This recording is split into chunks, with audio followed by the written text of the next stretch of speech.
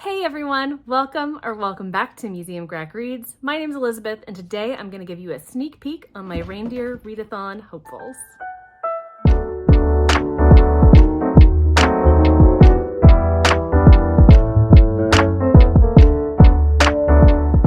So if you haven't heard of the Reindeer Readathon, this is such a fun annual event. I think this is year 5. And it's the brainchild of Eric over at Break Even Books. He brings together other bookish creators at the end of the year and sets this really fun, festive series of challenges that teams come together to try to tackle and come out on top. So this year there are 5 teams, and that's Mistletoe, which is headed up by Eric over at Break Even Books, Snowflake, which is headed up by Noelle at Noelle 7 Pages, Nutcracker, which is hosted by the Roomies over at the Roomies Digest, Christine and Mo. Then Stocking, which is Kristen over at Kristen Craves Books. And Candy Cane, which is hosted by Hannah over at Hannah Michaela. And Vanessa, who's reading with Dr. B over on YouTube. You have until the very end of the day on the last day of November to sign up, so if I've done this correctly, you can still sign up using the link in the description down below. The team you end up on is the luck of the draw. So I went ahead and submitted my application to join, and I got sorted into House Snowflake with Noelle from Noelle 7 Pages, who was my co-host during the Tarot Readathon. So I'm very excited to be in another readathon battle with my girl Noelle. Now I'm gonna go through the prompts and pair them with what I think I might be reading this month, but you know me, and I'm a mood reader through and through. So these may be subject to change depending on how I'm feeling, but I'm pretty confident that this is a pretty solid list right now. So I will say I had so much fun last year during the readathon, and I read every single prompt, every single bonus. I was in it to win it, and it really helped me end my year off strong. The first prompt is Dasher, which is worth 15 points. And Dasher is a book with a title that contains one of the first 5 words that you find in the word grid that's included in all of the prompt list. So I've already done my digging, and here are the words that I found: sky, bone, queen, time, and last. So with all that in mind, I think I'm going to go with The Faded Sky, which is book 2 in the Lady Astronaut series, and fulfills this prompt for me, but also lets me keep digging into this series that I really, really enjoyed. Next, we have Dancer for 15 points. And this is read a book that has 5 or more words in the title. This one might be subject to change depending on what I can get access to from the library, because I kind of want to play around with an audiobook for this, and I'm really targeting a specific narrator that I love, the incomparable Eunice Wong. So there are 3 titles right now that fit the bill for this. The first is Vera Wong's Unsolicited Advice for Murderers by Jessie Sutanto. And this is a story about Vera Wong, who lives alone above a tea shop in San Francisco's Chinatown. One day, she walks into the tea shop and discovers a dead man in the middle of her store and has to figure out what on earth is happening. Next up on the list is Land of Milk and Honey. This is by C. Pam Zhang. This is on Goodreads sci-fi long list. It's not my go-to style of sci-fi, but for Eunice, I'll do it. This is very much climate catastrophe forward. Smog is spreading across the globe. Food crops are rapidly disappearing. And this follows a chef who leaves her job in a city to take a job in a mountain colony that seems to be free of all the world's troubles. Where she goes, the skies are clear, food is abundant, people are happy, but something is going on. And I kind of want to find out, and I want Eunice Wong to tell me. The last of my Eunice Wong potentials is At the End of Every Day by Ariana Reich. This is a debut horror set in a theme park, which is really not my thing. Eunice has said that this one was really fun, and I'm kind of looking forward to it. I don't really want to know much more than the fact that it's a horror that takes place in a theme park, because I find with horror, the less I know, the better time I have.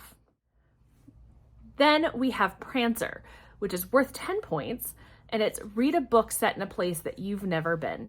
You know where I've never been? the Titanic. So this gives me a perfect opportunity to read The Ghost in the Grand Banks from Arthur C. Clarke. I remember my best friend in middle school and high school reading this, but I somehow managed to skip it, although I've read a lot of Arthur C. Clarke's catalog. So I'm really excited to dig into this one. I've been on my Arthur C. Clarke rediscovery journey the last couple of years, especially in these busted up used paperbacks. They're my favorites. So for this one, so in a distant future, the year 2012. 100 years after the sinking of the Titanic, two of the world's most powerful corporations, each headed up by an eccentric and brilliant man, race to find a way to raise the preserved and doomed luxury ocean liner. Two multi-billion-dollar technologies are tested in a plan to raise the ship that will stun the world and create a media feeding frenzy. Two adversary technologies under 400 atmospheres of pressure at the bottom of the ocean. To each of the undersea explorers, the quest to uncover the secrets of the wreck and to reclaim her for all time becomes an obsession, and for some, a fatal one. I feel like this year in particular is probably a good year to read The Ghost in the Grand Banks. What do you think? Prompt 4 is Vixen, worth 20 points. Read a book that you've been putting off. This prompt would have been really awesome maybe a month ago before I'd finished the Silo series, because that's the one I thought that I had been putting off the longest. And then I remembered one that I bought on Kindle right after it came out. When I had no Kindle, I'd never tried digital reading. I'd just been suggested this back in 2015, and I thought, that sounds like a book for me. And then I never, ever picked it up, but kept thinking about it. The more I've heard about it, the more I knew that it was a good fit for me. And then my crazy butt decided to order a special edition of the entire trilogy now that it completed this year. I have not read a single word of this series. Children of Time by Adrian Tchaikovsky. But look at how pretty. I couldn't resist. I really hope I like it. This bad boy's a chunker, which is one of the reasons that it got put off for so long. Even though I have this stunning edition, I kind of want to go back and try where it all began and try reading this digitally on my Kindle. Is that crazy? Because that's what I'm thinking about doing. Anyway, for those who do not know, the human race is struggling, the earth is dying, we're trying to find a new home, and we have sent technology to this uninhabited planet to terraform it for us. And when we get out there, we discover that the planet maybe wasn't so empty, and the terraforming maybe did something kind of interesting to a species that existed on the planet already. A species of spiders, and now they're sentient. So this new Eden for humanity already has inhabitants, and what are we going to do about that? So I would say I can't wait, but let's be real, I have been waiting, so looking forward for the opportunity to finally get into this one. Next up, we have Comet, which is to read a book that starts with the first letter of your star sign. I am a crabby little Cancer, so my book needs to start with C. And I actually have a stack of considerations for this one. I really, really want to aim for Caliban's War, which is book 2 in the Expanse series. I started this series this year and I'm really excited to dig in for more, but this is nearly 600 pages. And this is also nearly 600 pages. So I'm gonna be honest with myself here and say that that might not happen in December. So I have two other options. The first, Camp Damascus by Chuck Tingle, which is a horror and a debut set in a gay conversion therapy camp. Terrifying. And then we have Cosmic Kind of Love by Samantha Young. This is a romance, obviously. I need a little bit of that at the end of the year. This is a wedding planner meets astronaut romance. It sounds so silly and cheesy and wonderful. I picked it up as soon as I discovered it existed, and I haven't read it yet. So then Cupid, which is worth 15 points, and this is a book with multiple points of view. Cupid, I gotta go romance. I can't stray from that with that prompt title. And I have one more book left on my backlist from this queen of dual POV romances, and that's If Only You, which is book 6 in the Bergman Brothers series. And this one follows Ziggy, the little sister, who on her path to find love. I genuinely don't need to know anything else about this except that it's a Bergman Brothers romance, because these are so good, and this is the last one I have before the actual last one comes out next year. I have really grown to love Ziggy as a character, so I'm really, really looking forward to her happily ever after. Then Donner, which my brain always thinks of Donner Party, and I know that's messed up, but Donner with 15 points.